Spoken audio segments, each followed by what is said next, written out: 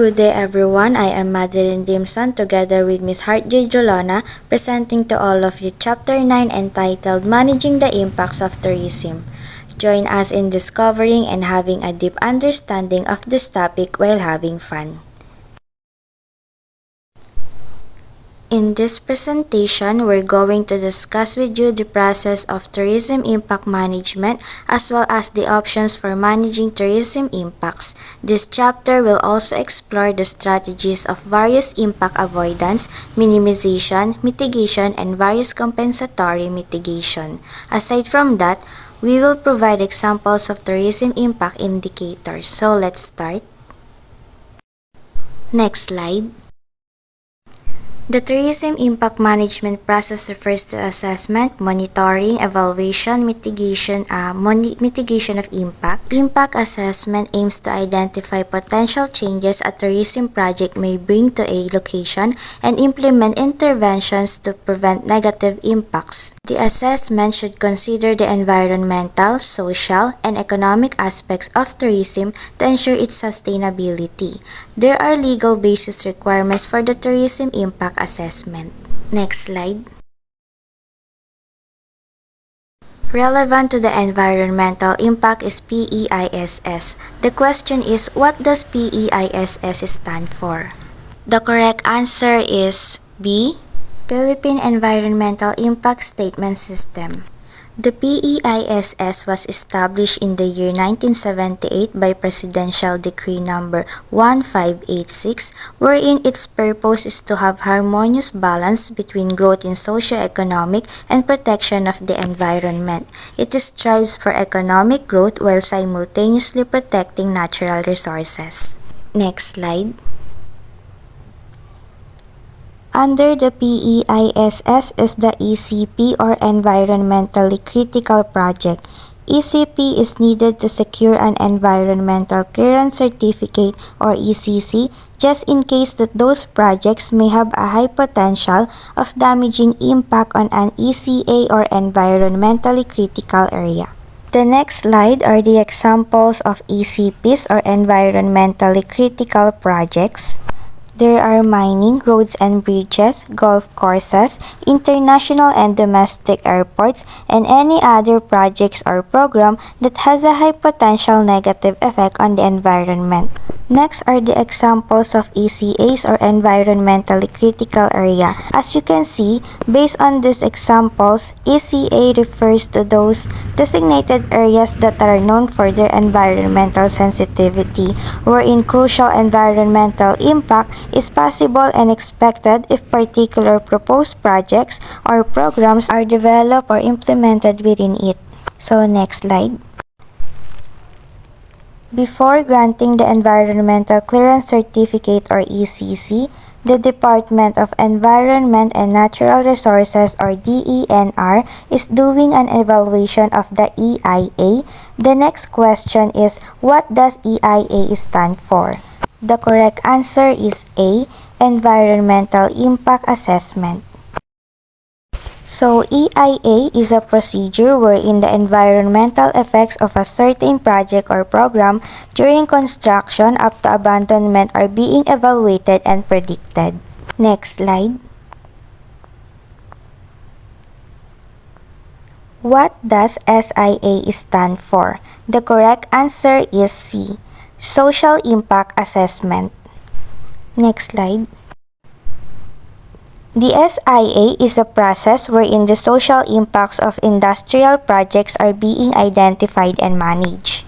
It includes a discussion of the potential costs and benefits of the project for a particular group of people. SIA also encompasses various critical aspects, including human rights, spiritual values, organizational capacities and competencies, and stakeholder engagement. There are two important concepts in SIA, which are participation and the need for free prior informed consent, wherein projects are conducted and implemented with the understanding and consent of the affected group or communities. Gender and development is one example that has something to do with social dimension. GAD seeks to achieve gender equality and women's empowerment. Magna Carta of Women emphasizes in GAD that women are not just beneficiaries of development, but also active agents who make significant contributions to development. In addition, there should be a 5% budget for GAD-related programs from government agencies. The next slide are the examples of a suggested set of GAD indicators for the tourism sector.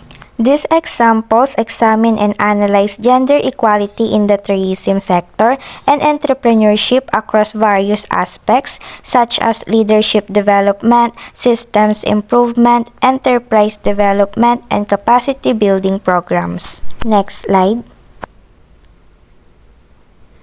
The economic impact of tourism industries can be assessed and measured through their contribution to the gross national product (GNP) or gross domestic product (GDP). As you can see on the screen, these are the list of key indicators when assessing the contribution and economic impact of tourism. Now let's move forward with managing the impacts of tourism. Next slide.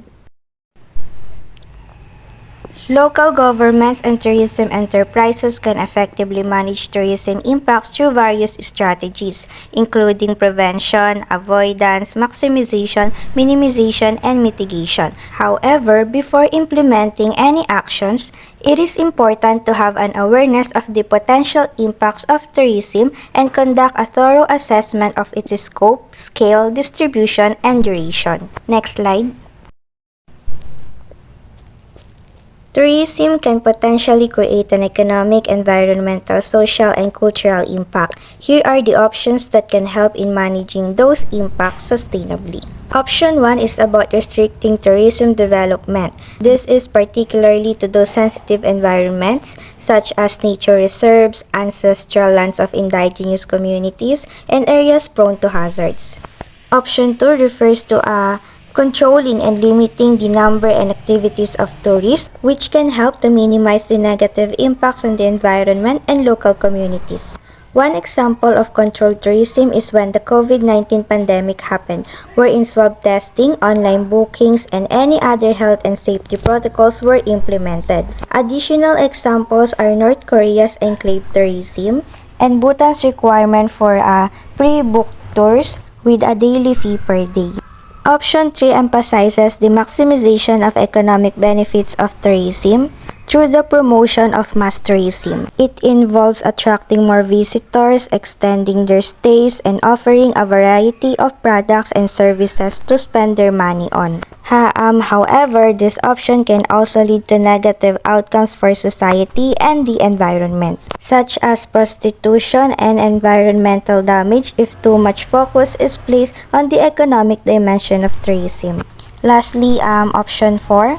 It is about the maximization of local benefits from tourism by prioritizing local sourcing of raw materials and employment of local staff. To attain this, tourism education and skills training programs are needed, as well as integrating local producers and suppliers into the local tourism value chain is crucial.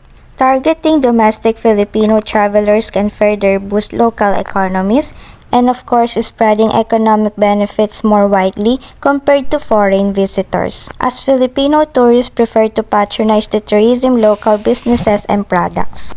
And next slide. Here are the other ways to manage the impacts of tourism. Promoting responsible tourism involves implementing policies under production and of course consumption of tourism products or services like these examples written on the screen. Now may I call Ms. Jade to continue the discussion. Thank you.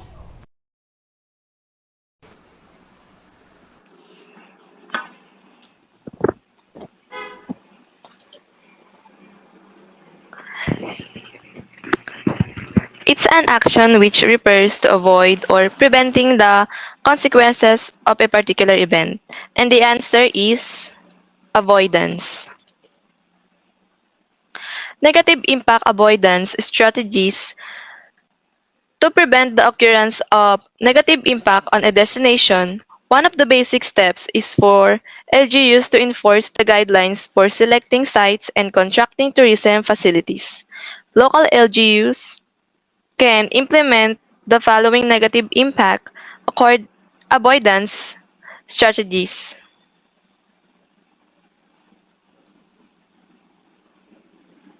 Sustainable urban planning. The sustainable urban planning is developing and implementing urban plans that prioritize green spaces, public transportation, and mixed-use development to reduce the environmental footprint of urban areas. Waste management. Implementing effective waste management systems including recycling, composting, and proper disposal of hazardous waste to reduce the impact of waste on the environment and public health. Next is green infrastructure. Investing in green infrastructure such as parks, green roofs, and green walls to improve air quality, reduce the urban heat island effect, and enhance the overall sustainability of the city. Next is clean energy. Promoting the adoption of clean and renewable energy sources such as solar and wind power to reduce greenhouse gas emissions and dependence of fossil fuels. Next is community engagement. Engaging with local communities to raise awareness about environmental issues and promoting behavior change through education and outreach program. Next is negative impact minimization strategies. Many negative impacts that are brought about by tourism cannot be entirely avoided. The best that can be done is to minimize such impacts. The porous road. Use porous materials for roads to reduce rain and flooding to recharge water table. Next is plant trees. Plant trees to counter air pollution and absorb road noises. Install low-flow toilets in tourism facilities to conserve waters. Implant urban renewal to revive decaying part of a city. And adopt regular preventative maintenance of motorized vehicle. Next slide is um, it's an action which refers to reducing the harmful or negative impacts of a particular event. The answer is mitigation. Negative impact mitigation strategies, land use zoning in separating structures and facilities that may have conflicting use, collection of environmental fees, and im- imposition of carrying capacities. Residential units should not be built within special use zones. The example of that is the school should not be built within the same zone as manufacturing plants. Additional mitigation oh, Additional mitigation measures are noise, uh, place the hotel rooms away from the outside road, install noise barriers or noise tunnels along expressway in cities.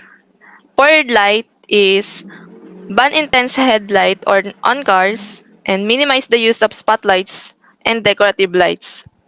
For waterways and pollution, install water dispensers, use gray water for other uses like watering gardens. For solid waste naman, practice reduce, reuse, recycle, and prohibit bringing of plastic bottles and snacks with plastic packaging into tourism sites. For visual pollution, we must ban littering, ban vandalism. And for air pollution, we must prohibit smoking, install renewable energy devices such as wind turbines and solar panels. For crowding and traffic congestion, we must implement booking system, divert highways away from tourist sites.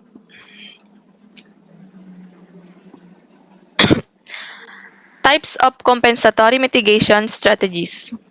Compensatory mitigation strategies are measures taken up offset or compensating for the environmental impacts of a project or activity. These strategies are designed to help stores or preserve the natural environment either by directly addressing the impacts or by providing benefits to wildlife and ecosystem.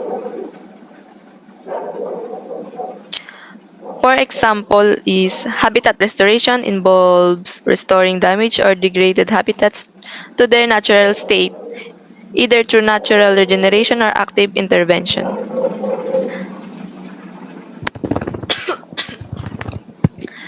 Compensatory mitigation methods. Restoration. Restoration is an important tool for protecting and preserving the natural environment, supporting wildlife populations, and maintaining ecosystem services. Next is establishment.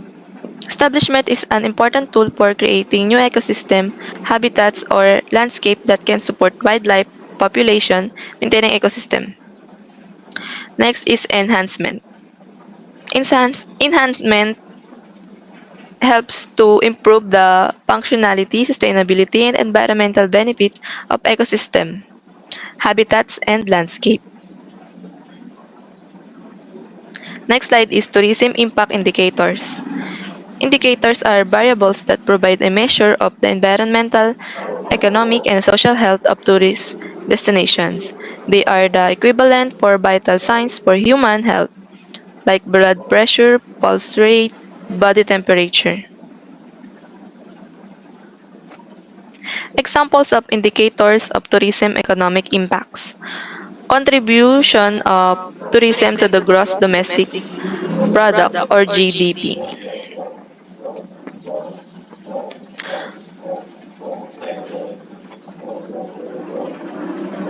Tourism is a significant contributor to many countries as it generates substantial revenue and creates a large number of jobs both directly and indirectly.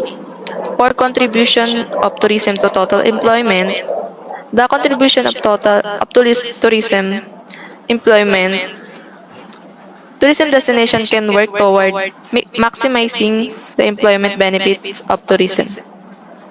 For value of input source from within the province or region, the value of input source from local suppliers, producer, and service providers within the same province or region. The proportion of employees from the municipality or province. Hiring employees from the local community can have several benefits for tourism destinations. Next slide is indicators of the social impact of tourism. Attendance at festivals. Attendance at festivals refers to the number of people who attend festivals and other cultural events in a specific destination, such as a city, town, or region. Next is development or of culinary heritage. Refers to the process of preserving, promoting, and celebrating the unique and traditional culinary traditions, dishes, and ingredients of a specific destination, such as a city, town, or region. Next is conclusion of marginal group in tourism activities. This refers to the process of actively involving and empowering marginalized or and underrepresented groups such as indigenous people, women, youth, and people with disabilities in tourism-related decision-making, planning, and management process. For human trafficking incidents, it can occur within the tourism industry, particularly in sectors such as hospitality, transportation, and entertainment.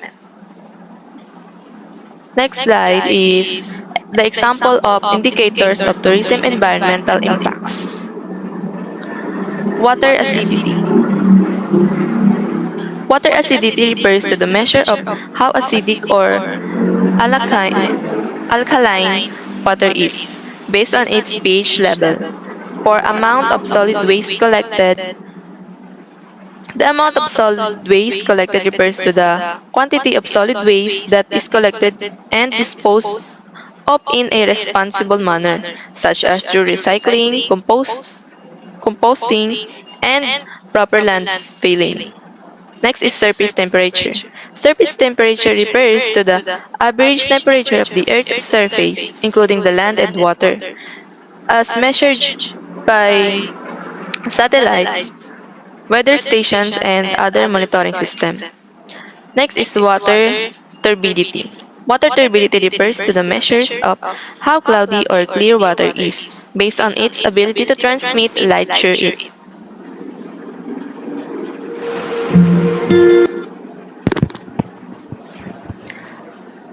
And this is a video that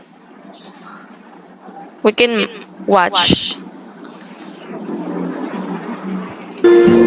This fun won't last unless we help out. It may be intimidating, but it's not impossible, and it all begins with a little respect. Plant more kindness into every day. Connect meaningfully to more things that matter. Uncover more of what the country has to offer by putting away what we no longer need. Strengthen our ties to the past and pave the way to an even more fun future. It all begins with a single step. It all begins with us. Together, we can make these views last. Save our spots so it's more fun forever. Next slide. So, to summarize, Chapter 9 is about the process of managing the environmental, economic, and social impacts of tourism. Avoidance, minimization, and mitigation strategies can be implemented too for those negative impacts. We should promote responsible and sustainable tourism practices. Remember that even small actions can bring and make big changes to the world. Before we officially end this presentation, we have 3 questions. But since video presentation lang to, kami na rin sasagot sa mga questions. So, first question.